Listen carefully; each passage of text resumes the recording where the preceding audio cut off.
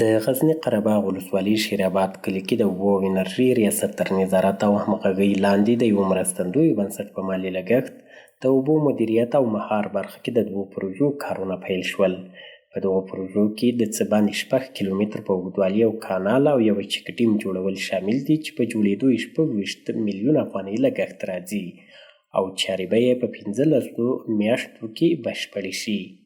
د شیرآباد په ساحه کې موږ 2 پروژې تر کار لاندې لرو چې یوه د کانال پروژه ده 6140 متره اوږدوالی لري، دوهمه د چک ډیم پروژه ده چې 8 متره ارتفاع لري، مفیده ارتفاع 6 متره ده. دا دواړې پروژې په 15 کاري میاشتو کې تکمیلیږي.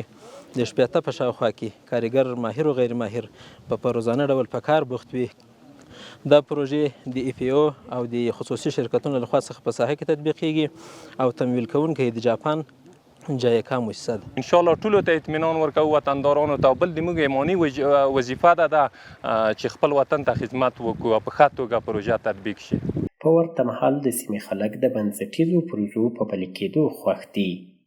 دومره خوشحال یو چې حد اندازه یې نشته، په خوله یې نشو بیانولی او خوشحالي.